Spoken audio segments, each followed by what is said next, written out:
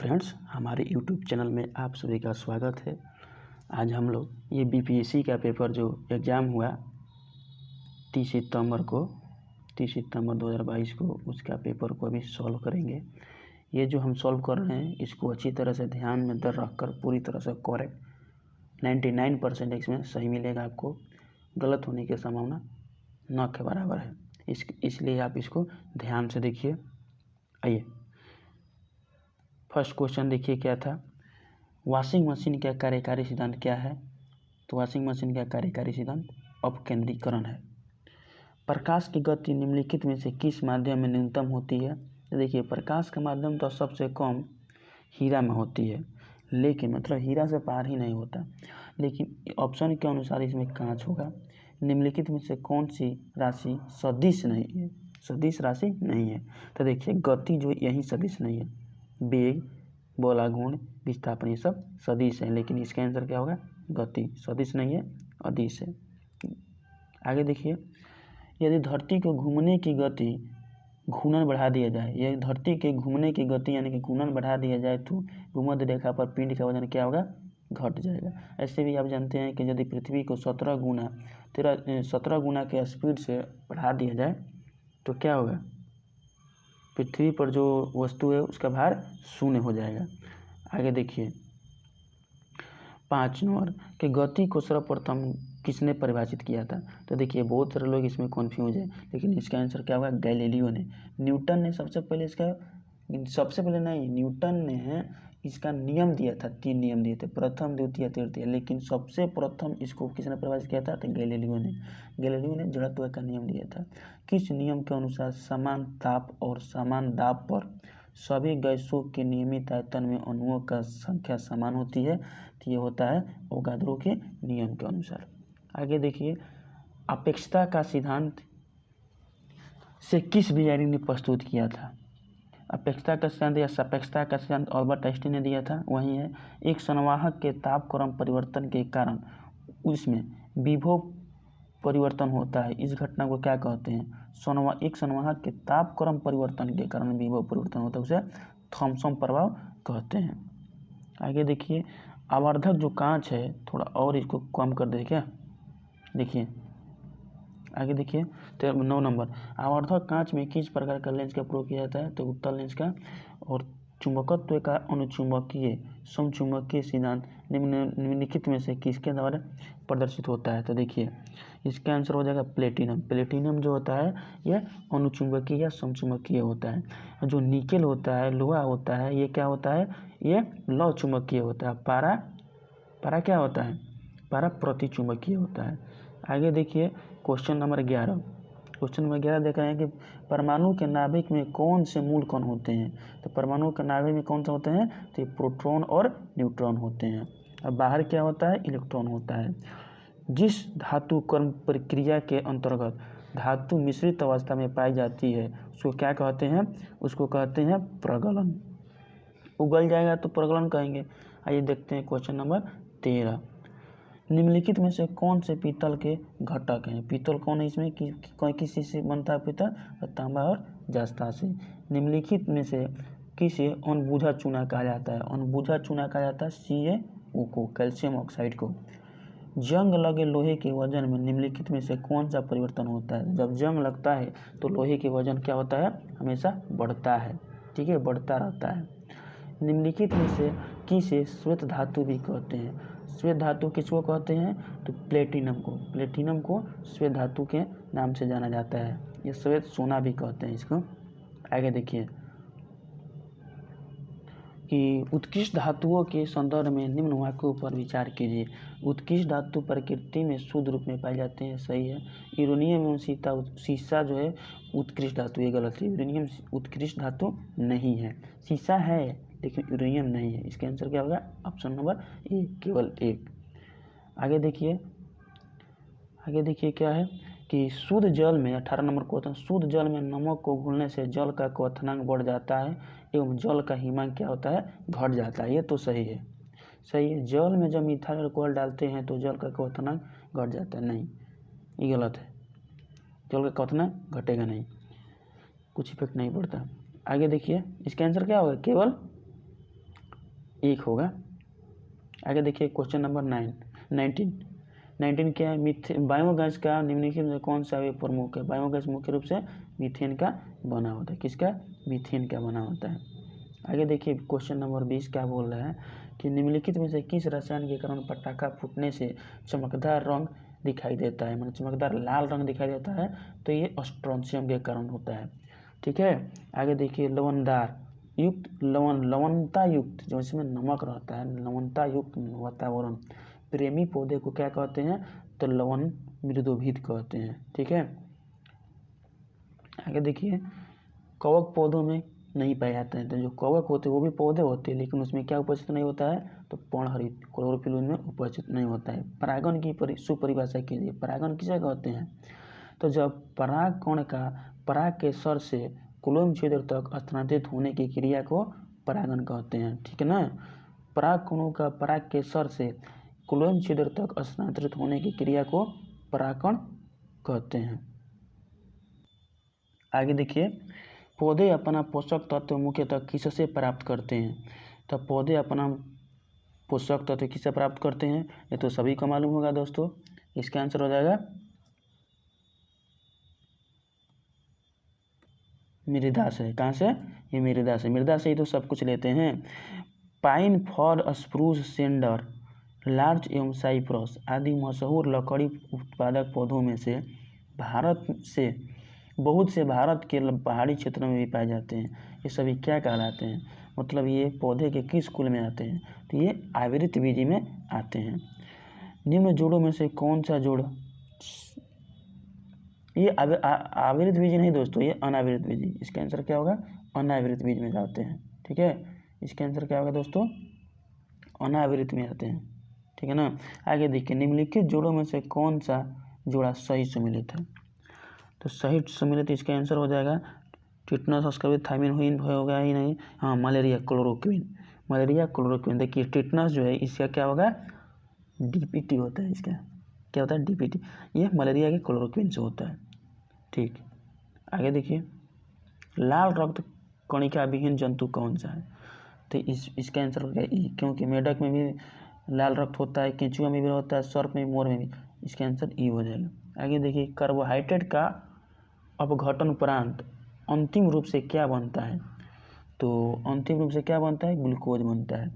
Enzyme, अधिकतर enzyme क्या होते हैं, प्रोटीन होते हैं। क्या होते हैं, प्रोटीन।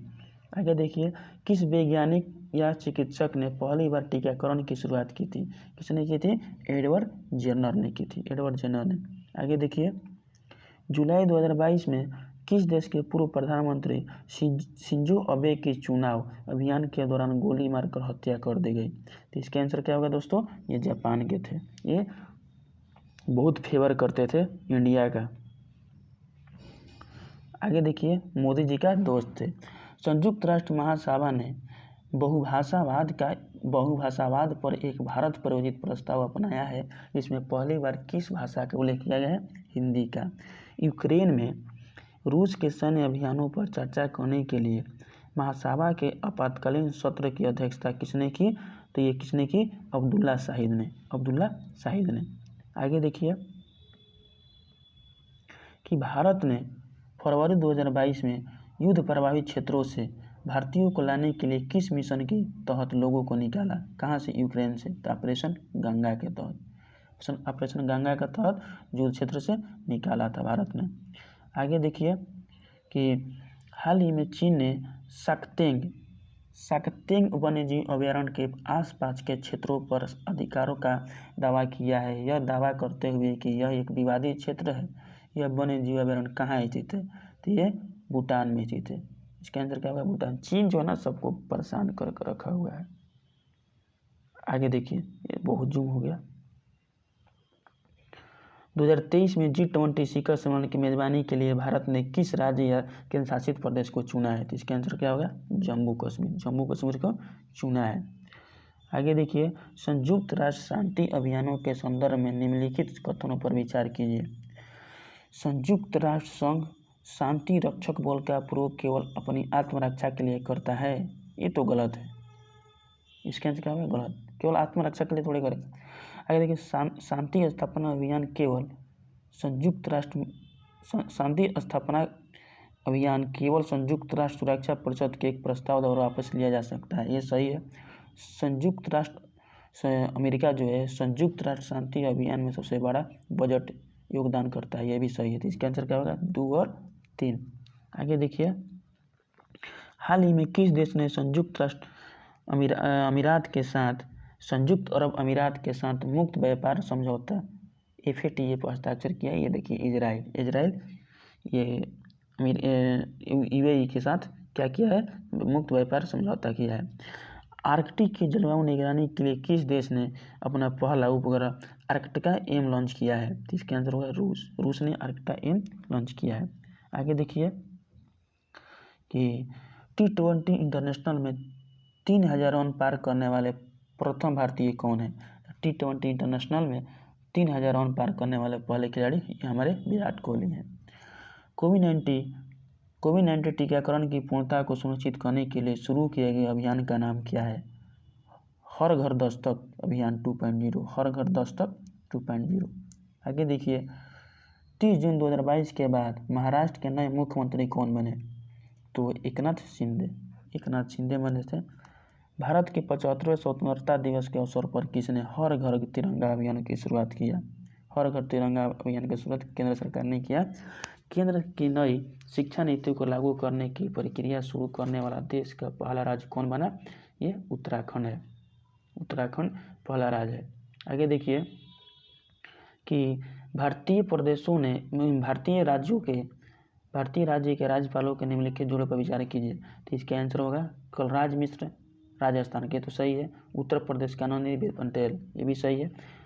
पश्चिम बंगाल के सत्यपाल मलिक, ये गलत है। और गुजरात के फागू चौहान तो बिहार के हैं। चलिए आगे देखिए, इसका आंसर क्या हो जाएगा दोस्तों? इसका 1 और 2, तो इसका आंसर A हो जाएगा। मिला लीजिएगा आप, देखिए आप लोग का कितना सही होता है। 100+ रहने से आपका रिजल्ट हो जाएगा दोस्तों जनरल में। निम्नलिखित में से किस मंत्रालय संगठन ने यूथ इंडिया रिपोर्ट 2022 जारी किया है?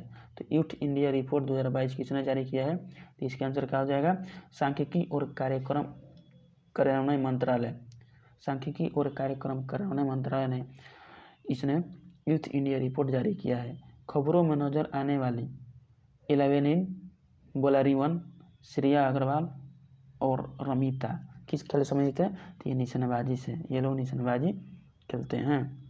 आगे देखिए, हाल ही में अल्पसंख्यक मामलों के मंत्रालय का पदभार किसने संभाला? तो स्मृति ईरानी ने इसका पदभार संभाला है। आगे देखिए, भारत के 15वें राष्ट्रपति चुनाव के लिए संयुक्त प्रगतिशील गठबंधन के उम्मीदवार कौन थे? यशवंत सिन्हा थे। अपने उपन्यास टूम ऑफ सैंड हरित समाधि के लिए अंतर्राष्ट्रीय बुकर पुरस्कार किसे दिया गया? गीतांजलि श्री को दिया गया।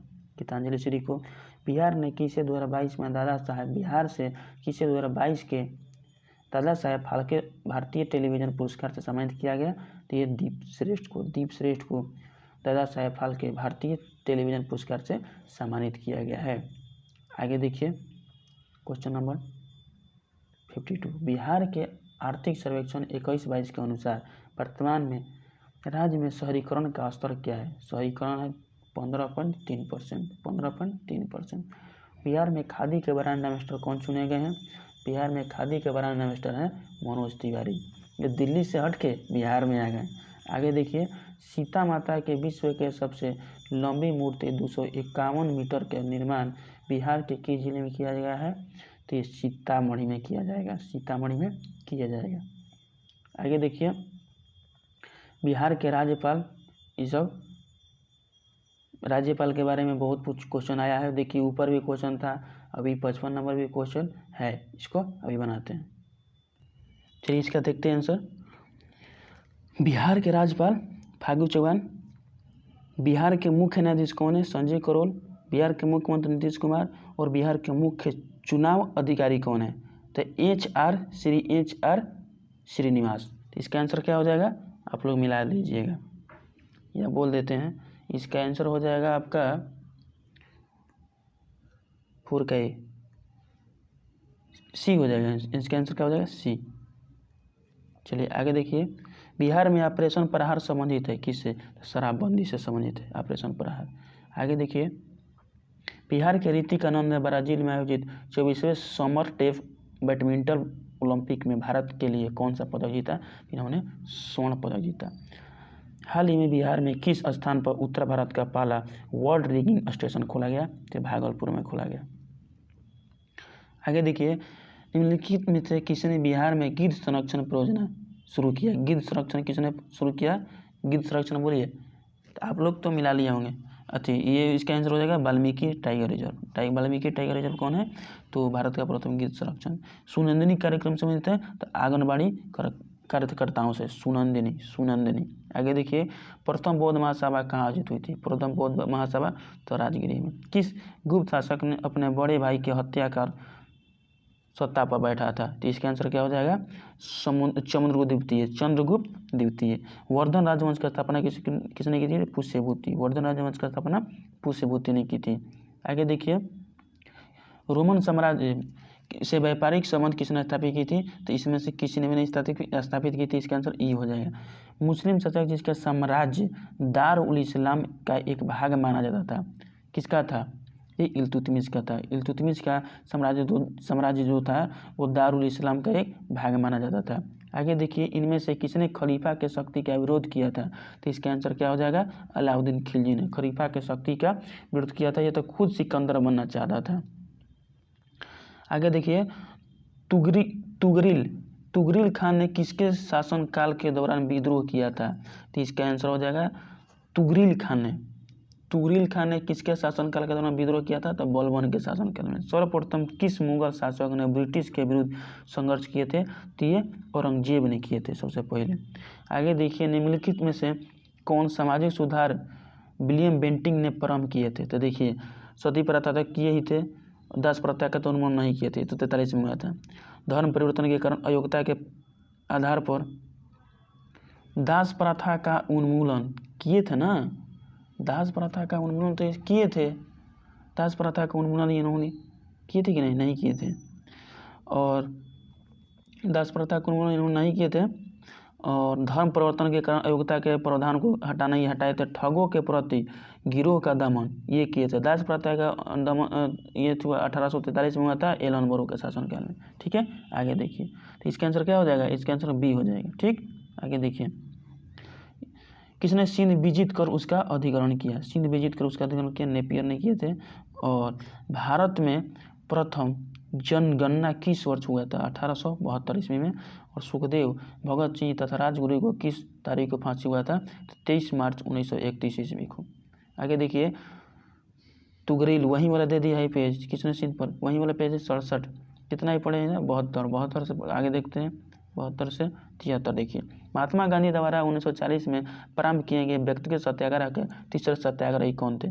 तीसरा सत्याग्रही कौन थे? ब्रह्मदत्त। देखिए, पहले क्या विनोबा भावे थे, दूसरा जवाहरलाल नेहरू थे और तीसरे कौन थे? तो ब्रह्मदत्त थे। इसके आंसर क्या हो जाएगा? ब्रह्मदत्त। ठीक, आगे देखिए, भारत छोड़ो आंदोलन के दौरान खुफिया रेडियोज किसने प्रारंभ की थी? इसका आंसर हो जाएगा उषा मेहता ने। किसने? उषा मेहता ने। आगे देखिए, मगध शासक बिम्बिसार का चिकित्सक कौन था? तो जीवक था। इन्होंने बुद्ध को भी शरण में भी गया था। बिहार में तुर्क सत्ता का वास्तविक संस्थापक कौन था? तो ये इब्ने बख्तियार खिलजी था। इसने ही तो नालंदा विश्वविद्यालय को ध्वस्त किया था। आगे देखिए, ये उसका सेनापति था कुतुबुद्दीन ऐबक का। बिहार के प्रथम भारतीय गवर्नर कौन थे?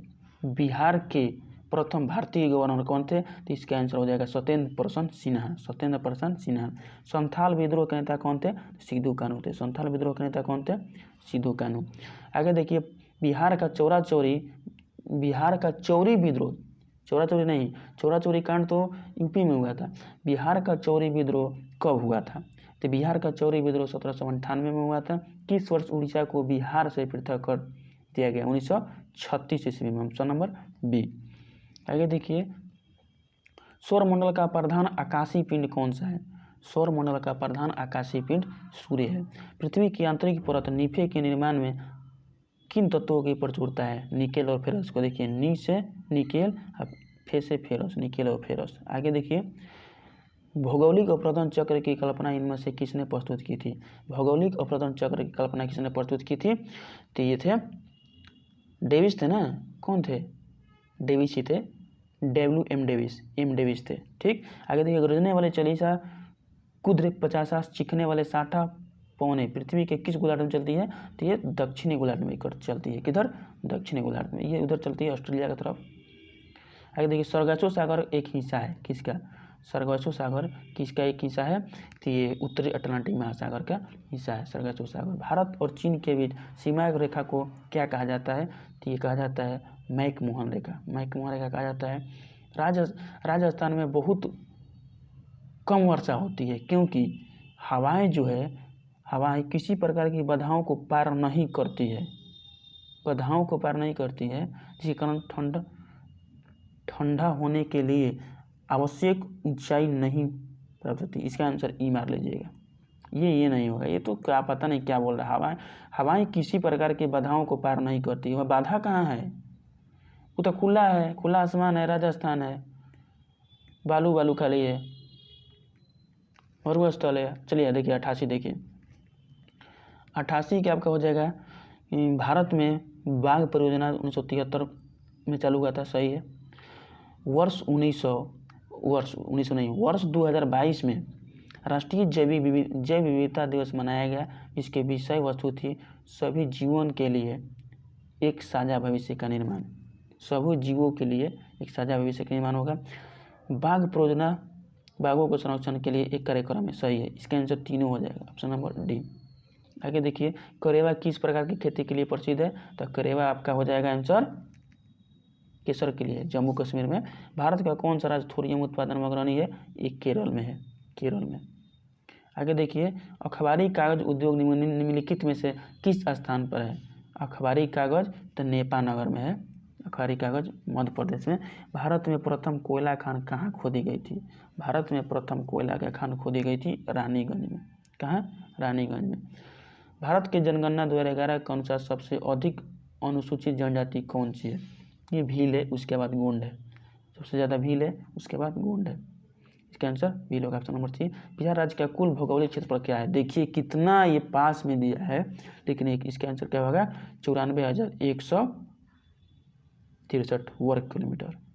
आगे देखिए, बिहार का शोक किस नदी को कहा जाता है? बिहार का शोक कौन सी नदी को कहा जाता है?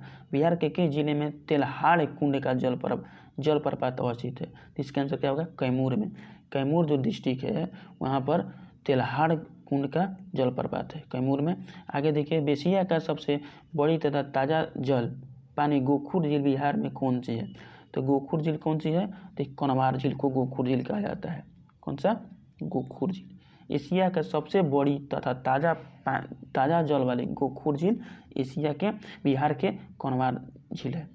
आगे देखिए कि बिहार के किस जिले में सबसे अधिक सोने का भंडार है? सबसे अधिक मिला है, जमुई में हाल ही में मिला था, करंट में था। और बिहार के किस जिले को सिल्क सिटी के नाम से जाना जाता है? तो ये अपना भागलपुर को नाम जाना जाता है। भागलपुर को बिहार का सिल्क सिटी के नाम से जाना जाता है। और भारत के जनगणना 2011 के अनुसार बिहार में साक्षरता, महिला साक्षरता दर कितना है? तो महिला साक्षरता दर लगभग 53 है, 53 है ना। इसका आंसर ई होगा, 53% कुछ है। आगे देखिए, 2022 के भारत के 16वें उपराष्ट्रपति चुनाव के लिए निर्वाचक मंडल में कितने सदस्य थे? तो इसका आंसर हो जाएगा 788 सदस्य थे। भारत के राष्ट्रपति कितनी बार पुनः चुनाव के लिए पात्र हैं? तो कितनी भी बार, इनकी कोई सीमा नहीं है। लोकसभा में सामान्यतः कितने सत्र होते हैं? 3 सत्र होता है, मानसून, शरद और ग्रीष्म। मानसून सत्र में यही होता, तीन सत्र। कहाँ थे हम लोग? आगे चले गए। हाँ, ये देखिए, ये आपका हो जाएगा 104। स्वतंत्र भारत के प्रथम विधि आयोग के अध्यक्ष कौन थे? तो इसका आंसर हो जाएगा option number D, MC Setalvad. MC Setalvad. Bharat में यदि एक राज्य एक चुनाव लागू किया जाता है तो भारतीय संविधान के किस अनुच्छेद में संशोधन करने की जरूरत पड़ेगी? तो इसका आंसर क्या हो जाएगा? Option E. कोई दिया ही नहीं है। चुनाव जो 124 से लेकर 129 तक है, उसमें संशोधन करना पड़ेगा ना। चलिए आगे देखिए, किस राज्य में पंचायती व्यवस्था नहीं है? किस राज्य में पंचायती व्यवस्था नहीं है? सभी में, तो इसका आंसर क्या हो जाएगा ई। प्रत्येक राज्य में लोकसभा के सीटों का निर्धारण परिसीमन आयोग द्वारा किया जाता है। इस परिसीमन को किस वर्ष तक रोक दिया गया? 2026 तक के लिए रोक दिया गया है। सर्वोच्च न्यायालय एक है क्या? सर्वोच्च न्यायालय एक संघीय न्यायालय है, मानव अधिकारों का संरक्षक है, संविधान का अंतिम विवेचक है। इसका आंसर क्या होगा? अंतिम विवेचक है। आगे देखिए कि पंचायतों की वित्तीय स्थिति की समीक्षा के लिए राज्य सरकार प्रत्येक 5 वर्षों में क्या गठित करती है? क्या गठित करती है? तो ये वित्त आयोग गठित करती है। वित्त आयोग गठन 5 वर्षों पर होती है, राष्ट्रपति गठित करते हैं। आगे देखिए कि सामुदायिक विकास का उद्देश्य क्या है? सामुदायिक विकास का उद्देश्य है आर्थिक पूंजी विकास, मानव पूंजी विकास। इसका आंसर क्या होगा? ई आंसर हो जाएगा। क्या हो जाएगा इसका आंसर? ई हो जाएगा। चलिए 11 नंबर देखते हैं। क्वेश्चन नंबर, NSSO के 68वें दौर के आधार पर गरीबी अनुमानों के बारे में कौन सा कथन सत्य नहीं है? तो इसका आंसर क्या हो जाएगा दोस्तों? कौन सा कथन सत्य नहीं है? तो इसका आंसर ई मार लीजिएगा। इसको हमको थोड़ा डाउट है दोस्तों, 11 नंबर थोड़ा डाउट है, आप लोग थोड़ा इसको छोड़ दीजिएगा, ठीक है। आगे देखिए, निम्नलिखित में से कौन सा भारत में सूक्ष्म उद्योग को आंशिक रूप से परिभाषित किया जाता है? किसके द्वारा? तो संयंत्र और मशीनरी या उपकरणों में 1 करोड़ से अधिक निवेश करने को सूक्ष्म उद्योग के रूप में जाना जाता है। प्रधानमंत्री कृषि सिंचाई योजना के बारे में निम्नलिखित में से कौन सा गलत है? तो इसके कुआं का निर्माण करना है, ये गलत है। कुआं निर्माण नहीं किया जाएगा प्रधानमंत्री कृषि सिंचाई योजना के तहत। आगे देखिए, भंडारी समिति का संबंध किससे है? भंडारी समिति क्षेत्रीय ग्रामीण बैंकों के पुनर्संरचना से। आगे देखिए, राष्ट्रीय पेंशन योजना से संबंधित सही कौन सा है? तो राष्ट्रीय पेंशन योजना जो है NPS को पेंशन फंड नियामक और विकास प्राधिकरण द्वारा विनियमित किया गया है। आगे देखिए, निम्नलिखित में से कौन सा भारत के बजट 22-23 की प्राथमिकताओं में सम्मिलित नहीं है? इसका आंसर क्या होगा? विनिवेश सम्मिलित नहीं है। वित्तीय वर्ष 21-22 में भारत में टैक्स GDP अनुपात क्या था? तो 11.7% था। 11.7% था। आगे देखिए, वस्तु वर्गीकरण के समूहों के अनुसार विश्वव्यापी निर्यातों में भारत का हिस्सा 2018 में क्या था?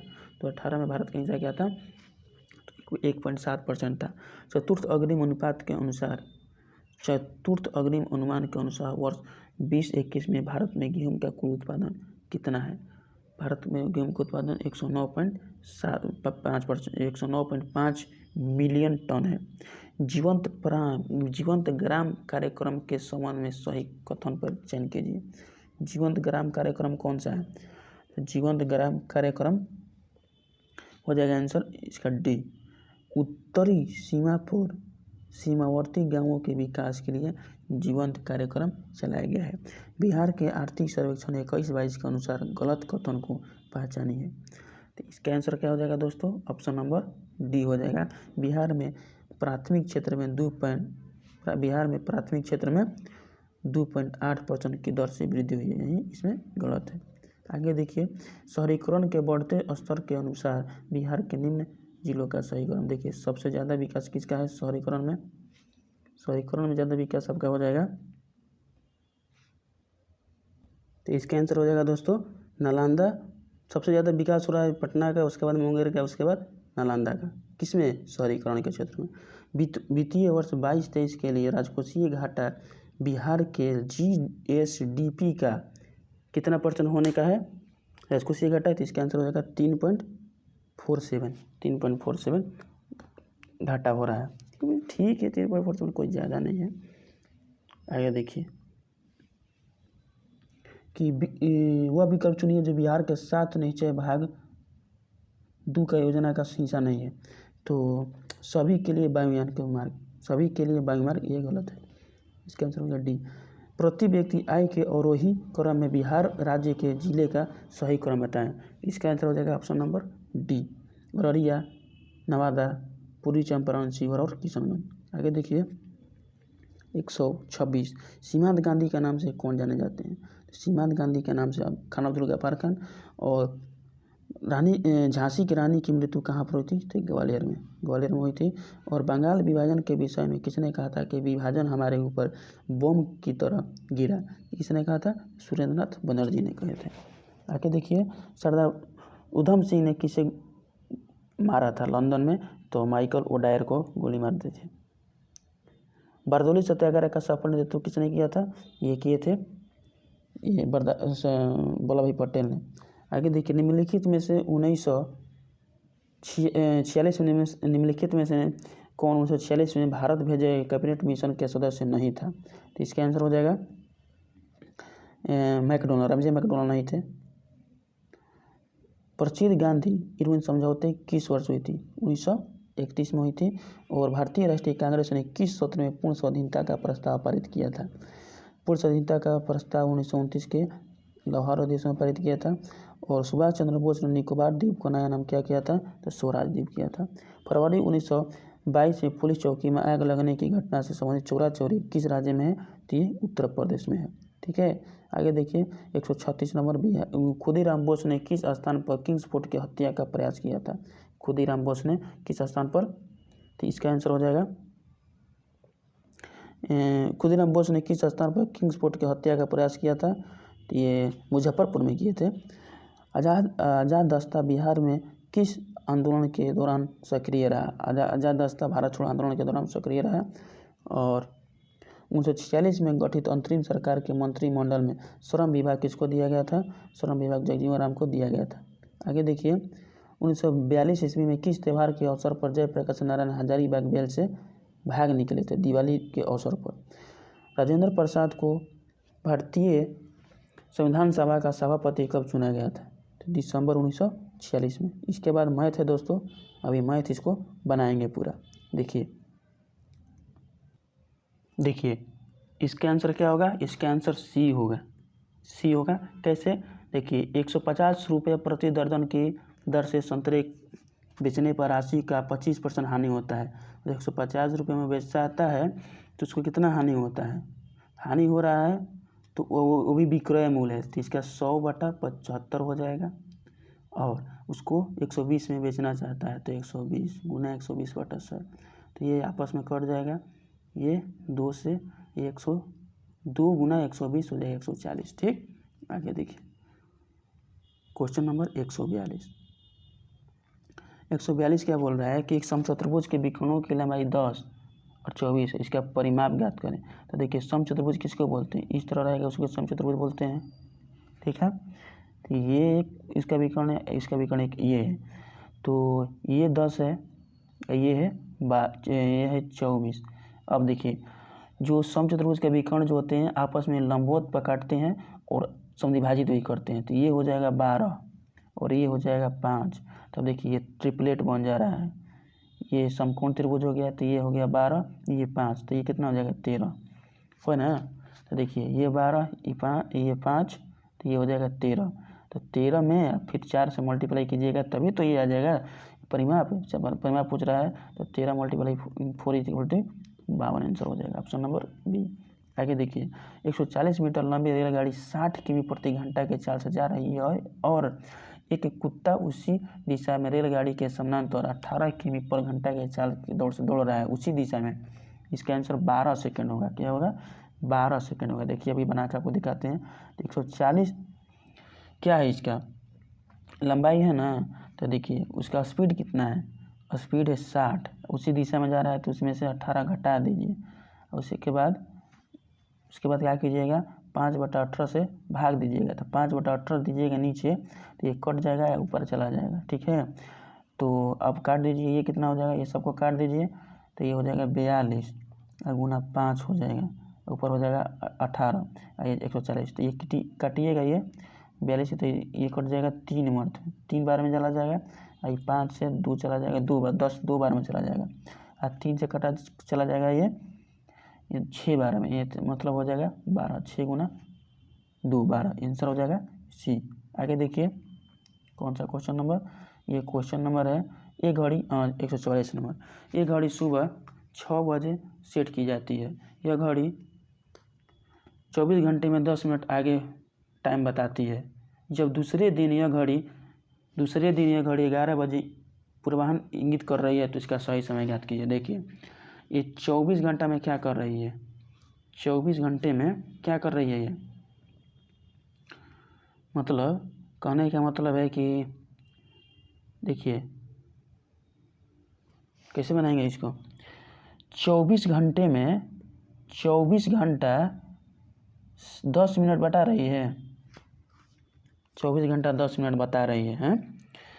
24 घंटे में 24 घंटा 10 मिनट मतलब 24 घंटा 10 का मतलब 10 मिनट का मतलब क्या हो जाएगा, 24 प्लस 10/60 मतलब 24/1/6 मतलब कितना आपस में मल्टीप्लाई कीजिएगा तो 144 तो हो जाएगा 145/6।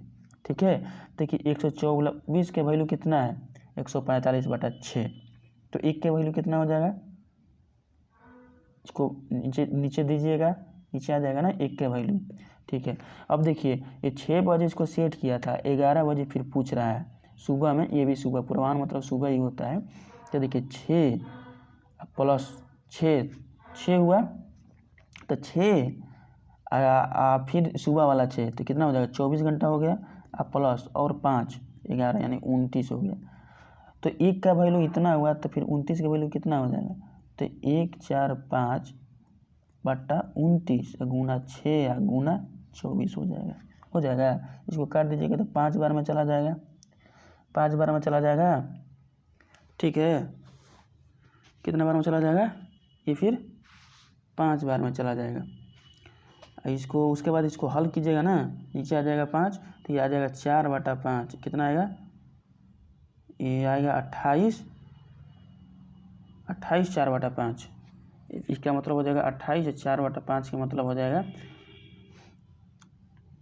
10:48। ठीक, आगे देखिए 5 और 6 बजे के बीच किस समय घड़ी की सुई दोनों आपस में एक साथ होगी। आपस में एक साथ का मतलब कितना, 0 डिग्री कौन बनाएगी, तो 5 गुना 30 बराबर 11/2 गुना एम हो जाएगा, प्लस माइनस थीटा होता है तो थीटा का जगह पर 0 डिग्री रख देंगे। अब देखिए तो यहाँ से हो जाएगा एम गुना 30 और नीचे हो जाएगा 2, नीचे से ये वाला 2 ऊपर चला जाएगा तो 2 ऊपर चला जाएगा, ये हो गया मतलब बराबर एम। यहाँ पर 0 है तो 0 डिग्री है, सुई आपस में एक साथ होगी, एक साथ कब होगी, जब 0 पर होगी तभी तो। अब इसको कीजिए 5 10 मिनट 300 तो 300 भागा 11 कीजिए, आंसर कितना हो जाएगा, ये आ जाएगा। ठीक, आगे देखिए क्वेश्चन नंबर 146 कि अनिल और सुमन मिलकर किसी काम को 12 दिन में करते हैं। अनिल और प्लस सुमन 12 दिन में करते हैं और अनिल अकेले 20 दिन में करता है। तो इसका दोनों का एलसीएम लीजिए, 60 हो जाएगा, ये हो जाएगा 5 हो जाएगा, ये 3 हो जाएगा। तो बोल रहा है कि सुमन अकेले कितने दिन में करेगा, 5 में से 3 जाइएगा तो 2 हो जाएगा, 2 बटा में दीजिएगा तो आंसर हो जाएगा 30। ठीक है, आंसर हो जाएगा डी।